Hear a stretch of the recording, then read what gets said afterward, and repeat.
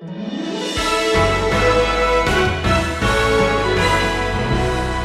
dónde provienen las leyendas y mitos sobre los ángeles?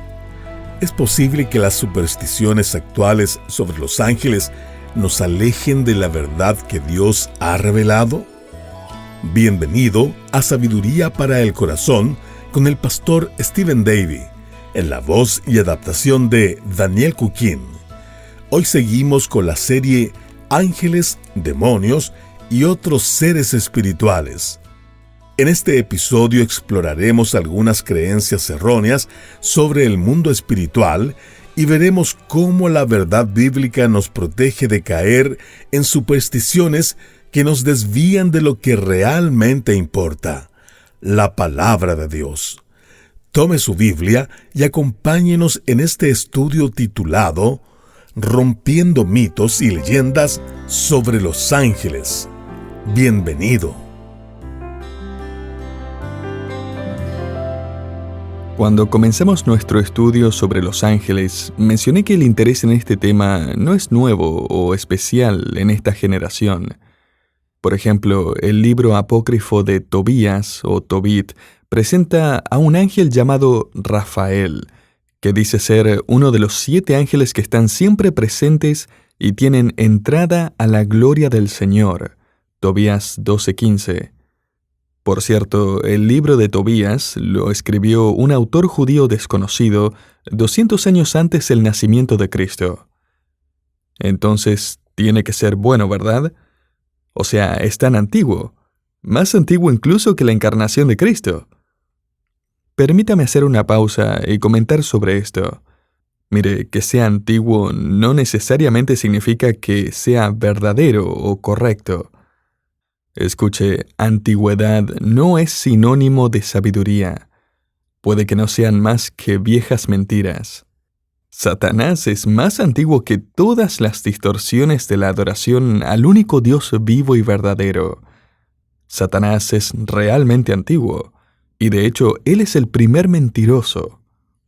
Hoy en día no tenemos más que las mismas viejas mentiras, solo que en distintas formas, envases, métodos y creencias.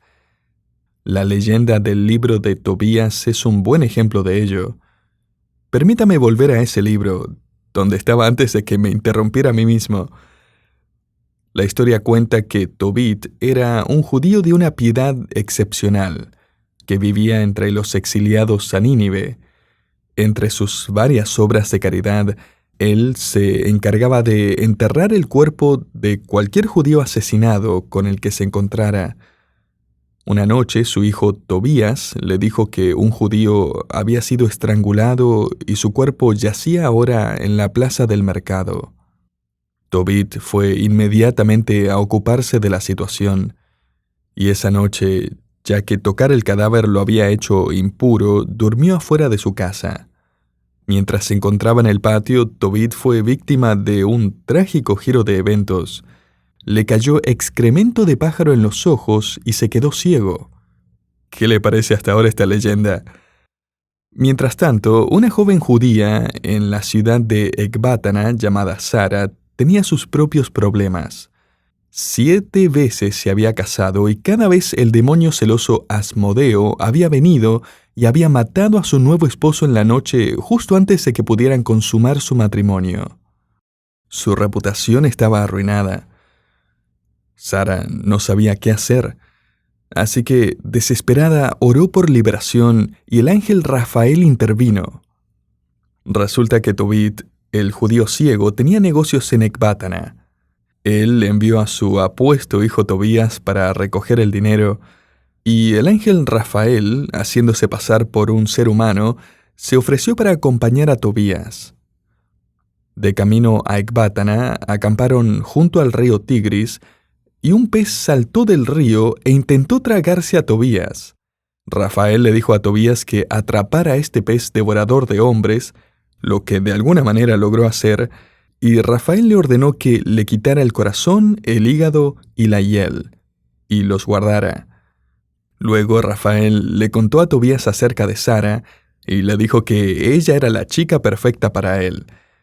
Tobías, sin embargo, había oído que ella había sido una atracción algo fatal para otros 7 hombres, así que se negó cortésmente. Rafael, sin embargo, lo persuadió de que ella realmente era una chica maravillosa y que Tobías podía vencer al demonio celoso con bastante facilidad. Todo lo que tenía que hacer era quemar el corazón y el hígado del pez en su presencia y el demonio huiría. Entonces Tobías arregló casarse con Sara y, por supuesto, esa noche Asmodeo vino para acabar con él. Sin embargo, cuando Asmodeo llegó, olió el corazón y el hígado del pescado y huyó a Egipto hasta donde Rafael lo persiguió y lo ató. Por su parte, el padre de la novia, que esa noche ya había cavado la tumba número 8, se alegró mucho al enterarse de que Tobías había logrado sobrevivir. Tobías luego mandó a recoger el dinero por el que había venido, regresó a Nínive y usando la hiel del pescado en los ojos de su padre, logró curar su ceguera. ¿Qué le pareció la historia? Ahora tiene un nuevo cuento para contarles a sus hijos antes de dormir. Broma. Ahora, para el siglo III después de Cristo apareció otro escrito llamado el Testamento de Salomón. Combina el misticismo, el judaísmo y el cristianismo para crear una leyenda popular sobre el hombre más sabio que jamás haya existido, Salomón. Permítame contarle la historia, pero le advierto que tal vez esta no sea la mejor historia para contar antes de ir a dormir. La historia cuenta que un demonio llamado Ornías le estaba chupando el pulgar a un niño, que era el hijo del capataz del proyecto de construcción de Salomón. Cuando el niño comenzó a languidecer y perder peso, Salomón oró pidiendo ayuda y llegó el arcángel Miguel. Miguel le dio a Salomón un anillo que le permitiría atar a todos los demonios. Fue con el poder de ese anillo que Salomón atrapó e interrogó al demonio Ornías y descubrió que Ornías podía transformarse en un hombre, en una criatura alada o en un león. Durante el interrogatorio, Salomón aprendió los nombres, signos astrológicos y poderes de los demonios, así como los nombres de los ángeles que podían derrotarlos. Entre los nombres de los demonios se encontraban Onoskelis, un demonio mujer que estrangula a los hombres. Salomón la capturó y la condenó a sentarse para siempre en la lanzadera de un tejedor y tejer cosas. Otro era Judal, que causa ceguera, pero huye cuando escucha las palabras Urel Judal. Otro demonio era Anatret, quien curiosamente le produce gases a la gente. No me lo estoy inventando. Y se aleja cuando la gente repite Araracharara. Puede intentarlo la próxima vez que tenga indigestión. Si funciona, no quiero saberlo. Bueno, la leyenda termina contando que Salomón se enamoró de una mujer sunamita, sacrificó 5 langostas a cambio de su amor, Dios se enojó, y Salomón perdió el control sobre todos los demonios y estos salieron de nuevo al mundo. Cuando se descubrieron los rollos del Mar Muerto, también se descubrieron varios rollos que enseñaban conocimiento supuestamente más profundo. Había un conocimiento secreto que involucraba días sagrados en el calendario y, por supuesto, detalles sobre los ángeles y el poder espiritual. Algunos de estos antiguos escritores creían que el descubrimiento superior era encontrar la manera de que sus almas atravesaran la barrera celestial y escaparan de la tierra. Los ángeles formaban parte importante en esta búsqueda de trascender. Es más, algunos hasta decían que Jesucristo fue un maestro ascendido que había logrado alcanzar ese conocimiento. Me parece interesante que 2000 años después, varias sectas y religiones y creencias ven a Jesucristo exactamente de la misma manera. Repito, querido oyente, estas son creencias antiguas, tienen miles de años, pero en realidad no son más que viejas mentiras. Y escuche, querido oyente, no solo el mundo moderno está lleno de supersticiones y leyendas que se creen como si fueran verdad, sino que tristemente la Iglesia también ha caído en una forma de dualismo. Dualismo es la creencia de que todo es una batalla entre espíritus buenos y malos, con los humanos lamentablemente atrapados en medio de esta lucha. Los humanos son indefensos y prácticamente derrotados a menos que los ángeles sean más fuertes y numerosos que los demonios. Los demonios están relacionados con todo lo malo y los ángeles a todo lo bueno. Ese tipo de dualismo se ha extendido a la Iglesia. Si enciende la televisión y mira los programas evangélicos, entre comillas, es posible que vea algún pastor, entre comillas también, atar algún demonio invisible con una oración especial. Quizás lo vea sanar a alguien expulsando el demonio del cáncer o el demonio de la presión arterial. Hace poco vi un video en el que un pastor reunió todos los saldos de las tarjetas de crédito que le habían dado, apiló todos los papeles y procedió a atar al demonio de la deuda y liberar a esas personas. Ahora dígame, ¿qué significa eso? ¿Significa acaso que no tienen que pagar el próximo mes? Eso es tan supersticioso como la creencia del siglo III de que un demonio es el que le causa indigestión. La palabra del Señor nos dice en Colosenses 2, versículos 6 al 10, «Por tanto, de la manera que habéis recibido al Señor Jesucristo, andad en Él, arraigados y sobreedificados en Él, confirmados en la fe, así como habéis sido enseñados, abundando en acciones de gracia. Mirad que nadie os engañe por medio de filosofías y huecas sutilezas, según las tradiciones de los hombres, conforme a los rudimentos del mundo, y no según Cristo, porque en Él habita corporalmente toda la plenitud de la deidad, y vosotros estáis completos en Él». O sea, no necesita un conocimiento secreto, no necesita la ayuda de los ángeles para sobrevivir, no necesita ser liberado del demonio de la pobreza. Como nos dice el versículo 10, estamos completos en Él. La palabra traducida completo se refiere a la plenitud del creyente, que tiene todas sus necesidades plenamente satisfechas por el Señor. Mire, el problema en la vida cristiana no es que necesitamos claves secretas para obtener más de Cristo. Ya tenemos todo en Cristo. El problema es que nosotros nos rehusamos a darle todo de nosotros, debido a nuestra terquedad, nuestro egoísmo, nuestra pecaminosidad. Si tenemos un problema con la tarjeta de crédito, no es por un demonio, es por el materialismo. No es culpa del diablo, es culpa nuestra. Culpar a los demonios no es más que una excusa espiritualizada para nuestros problemas. Hablaré más acerca de los demonios en otro estudio más adelante, pero por ahora le invito a que razonemos bíblicamente en este mundo de absurdos espirituales. Comenzaremos volviendo al momento de la creación, y en primer lugar vemos que la Biblia nos dice que los ángeles son seres creados. Mire lo que dice el Salmo 148, versículos 2 al 5.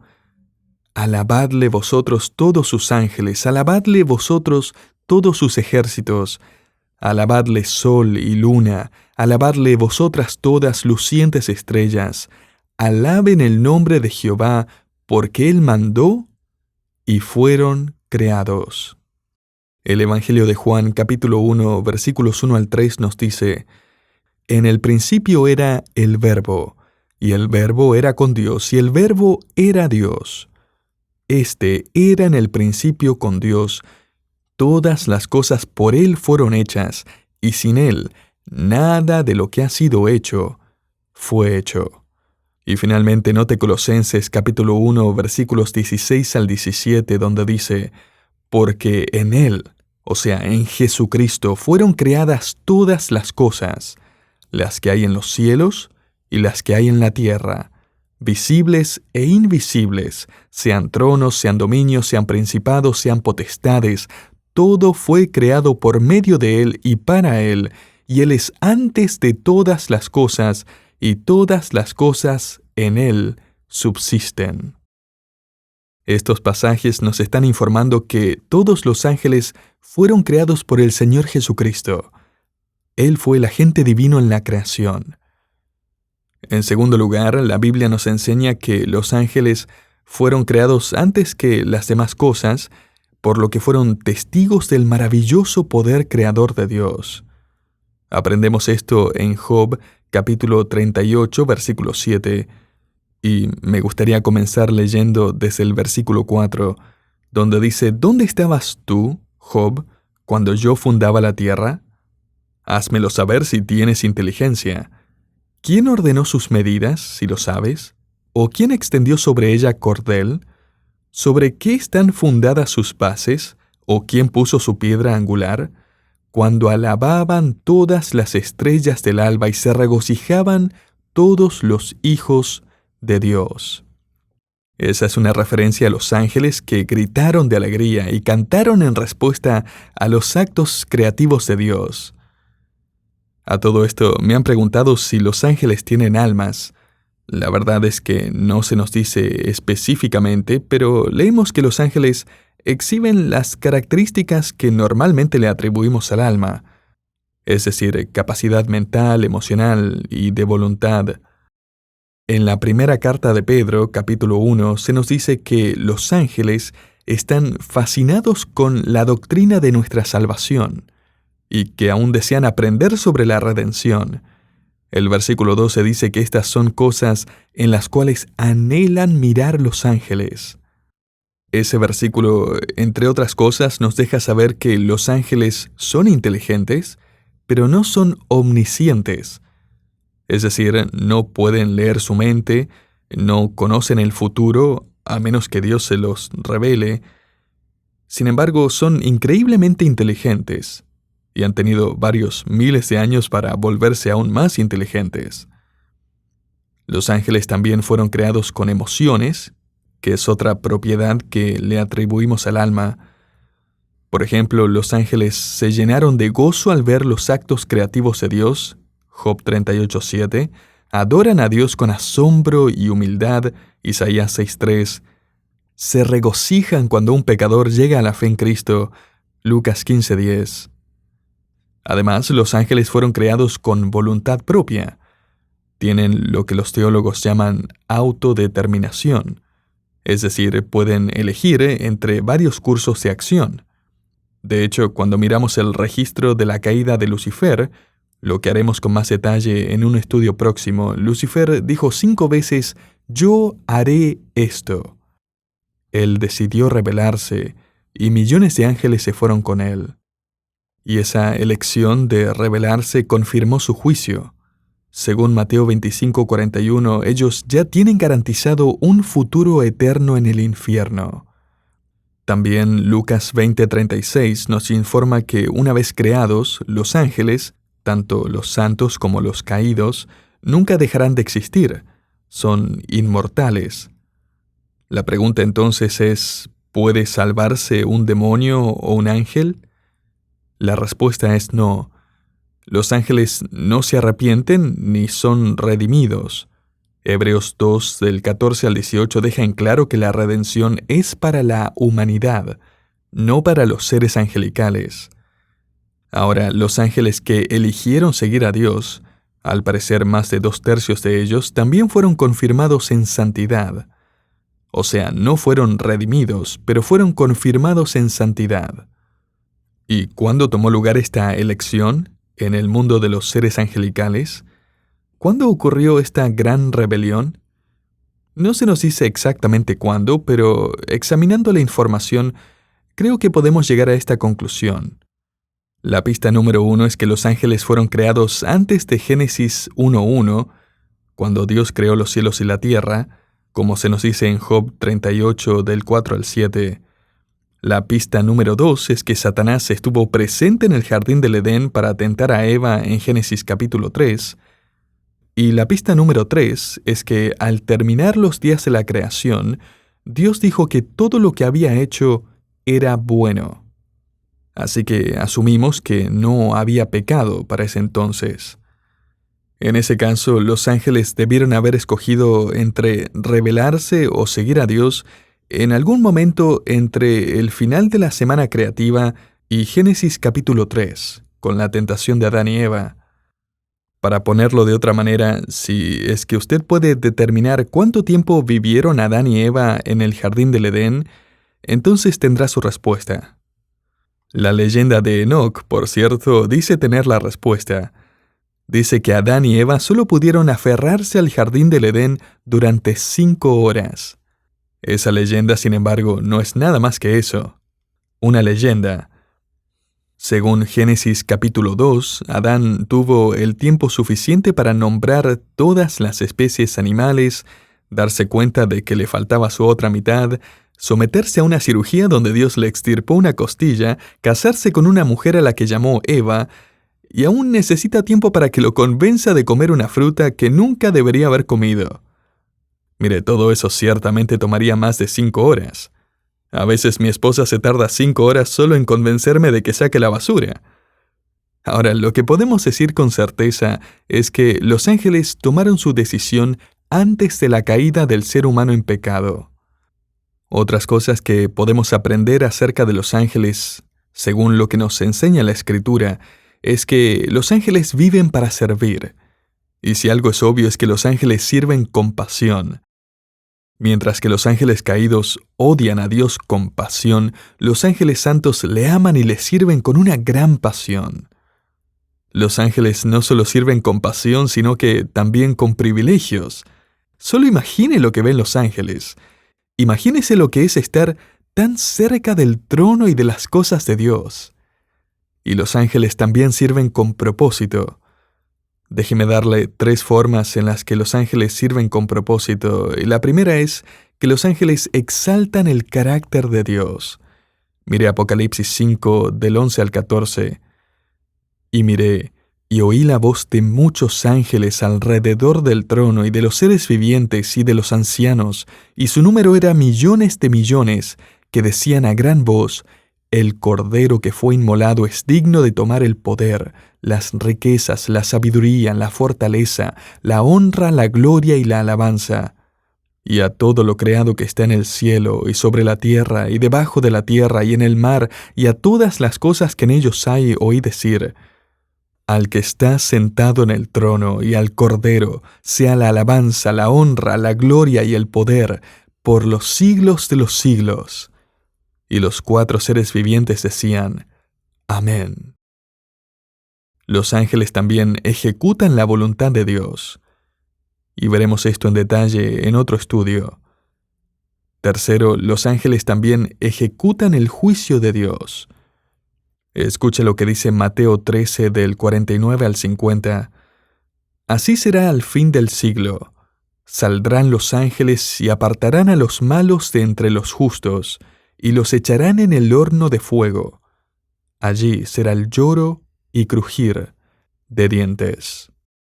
Apocalipsis 20:15 nos dice que el que no se halló inscrito en el libro de la vida fue lanzado al lago de fuego. Y, querido oyente, qué momento tan espantoso será aquel, cuando al fin de los tiempos Dios declara en su gran trono blanco: culpable. Y todos los que no hayan sido redimidos se arrodillarán, y toda lengua gritará: tú eres el Señor. Y luego los ángeles se abalanzarán sobre los miles de millones de incrédulos de todos los tiempos, y los arrojarán al lago de fuego. Es por eso que si no lo ha hecho aún, ponga hoy su fe en el Señor Jesucristo para que le perdone de todos sus pecados, para que le redima con su sangre derramada en la cruz. Mientras llegamos al final de este estudio, hay 3 puntos que me gustaría que recordara cuando intente razonar bíblicamente en este mundo lleno de supersticiones y absurdos espirituales. En primer lugar, depender de la actividad de los ángeles es diluir el poder de Dios. El apóstol Pablo dijo: todo lo puedo en Cristo, que me fortalece, Filipenses 4:13. Contando su testimonio personal, escribió: Dios me ha dicho, bástate en mi gracia, porque mi poder se perfecciona en la debilidad.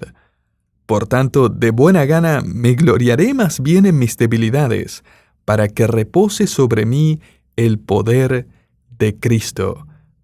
2 Corintios 12:9.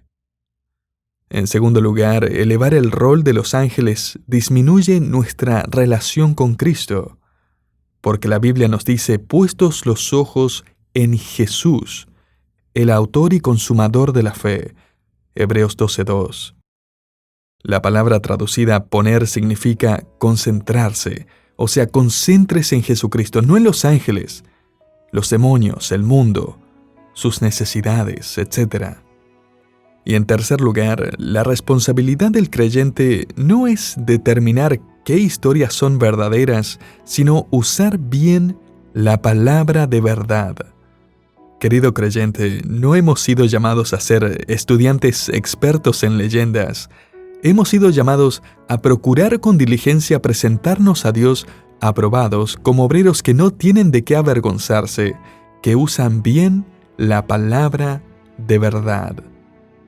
Y el versículo siguiente es muy interesante a la luz de nuestro estudio.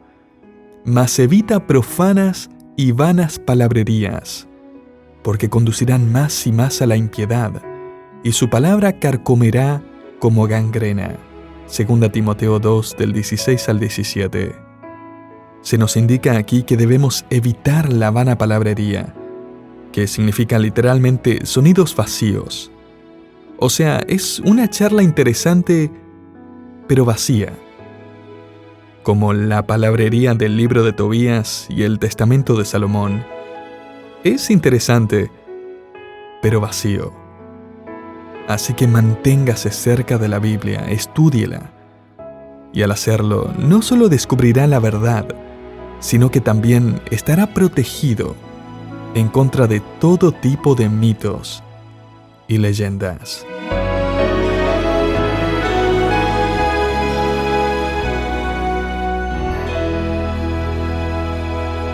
Gracias por acompañarnos en Sabiduría para el Corazón, un programa de sabiduría internacional.